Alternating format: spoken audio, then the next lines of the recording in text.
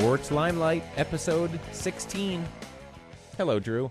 Hello, Bill. We're just pushing through these episodes. Hey! We sure are. We thought we'd do an episode today Nice. on our radio show. Happy Valentine's Day, Bill. Happy Valentine's Day, Drew. A show about radio. Nice. Specifically, what we, since it's Valentine's Day, what we love and what we hate about radio and our goals for this show. Nice. Yeah, much like the Yankees, there's a real love-hate relationship with radio. So, Bill, what do you love and what do you hate about radio?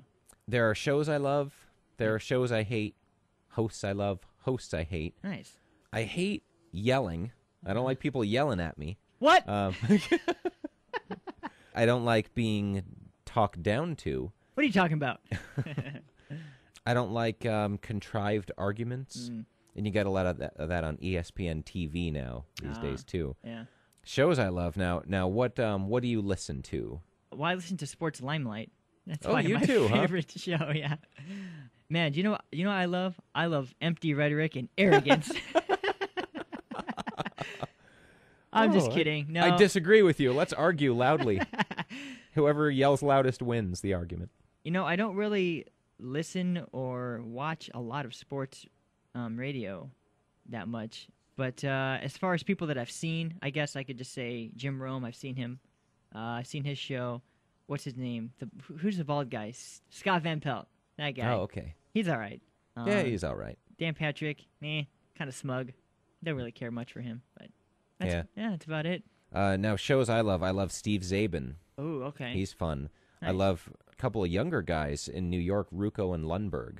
Okay. Ryan Rucco, Robin Lundberg. They do a really fun show. Yeah, I just saw those. I just saw Rucco on TV today in my work. Good for him. That's pretty neat. Yeah. Now, what I hate, and this would have shocked you probably 6 or 7 years ago, I've come to hate Jim Rome. Interesting. Probably towards the end of high school and the beginning of college, I loved Jim Rome. Yeah.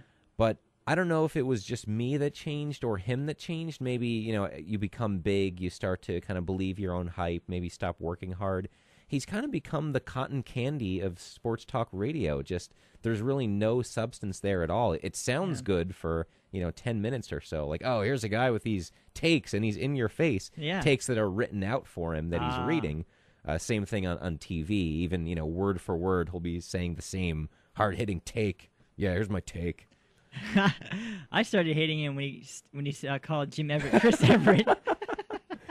That launched his career, really. Wow. I love a good work, Right. and I wonder, I love wrestling. I wonder, after all these years, was that a work? Was that a contrived thing to get Rome over? Well, what's funny is I saw that video after I knew who Jim Rome was, so I didn't put two and two together until I saw the clip. So these are now transitioning to our goals for this show. Right. I want to have a show that isn't those, arrogant kind of things, or isn't going for reaching for analogies like Colin Cowherd, like USC is like your girlfriend. Come on, for one thing, I want it to be quality over quantity. Yeah.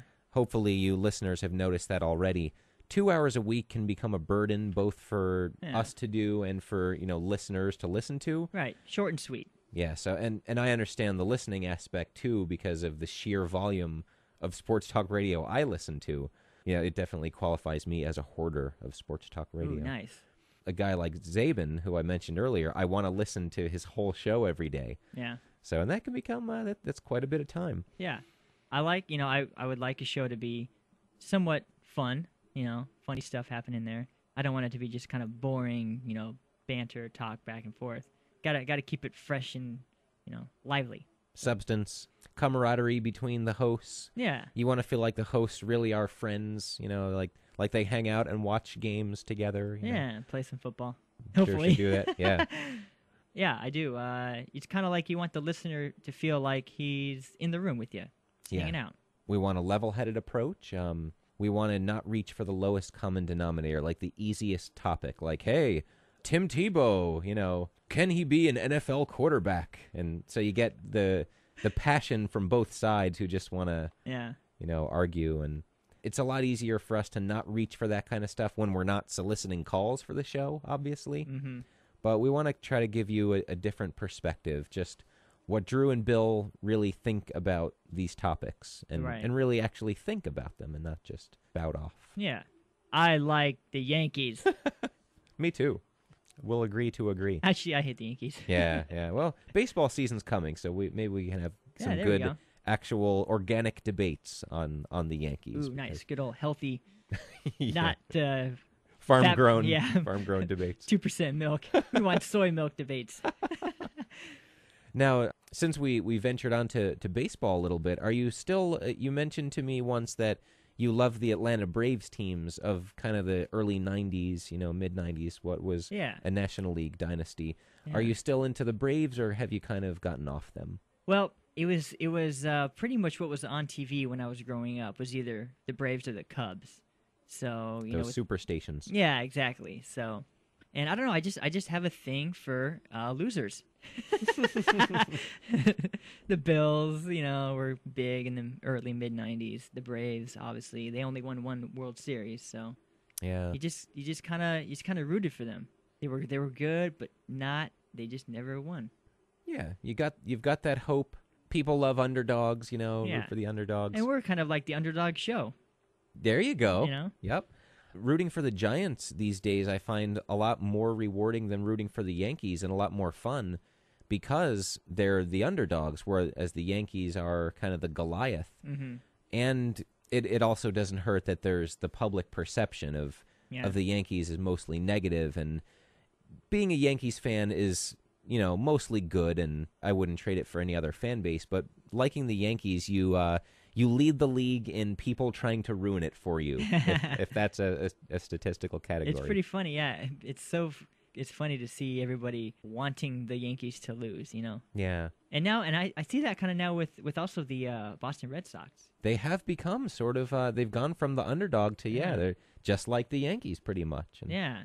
And, here on the west side of the United States, I have a lot of, L.A., California friends, and, they really hate both Yankees or New York and Boston teams. That is fascinating to think about. It's almost unfathomable for someone who lives in Boston or New York, because they think of themselves as probably polar opposites, and you're either with one or you're with the other. Right. There are actually people who hate them both. Right. And there's also the East Coast West Coast kind of war, kind of bias. So, like Tupac and Biggie. Yeah. Like, oh, you don't like the East Coast? Well, I might hate the Yankees, but I hate the Lakers even more. Something like that. Now, as far as a show I think should go, you got to have some music. You gotta mix it up with some tracks and stuff. I love the fact that we can use the music that we do. Yeah, it wouldn't be nearly as fun to just play like something we don't love. Yeah, somebody to love. Ooh, there you go. Speaking of Valentine's, find me somebody to love, huh?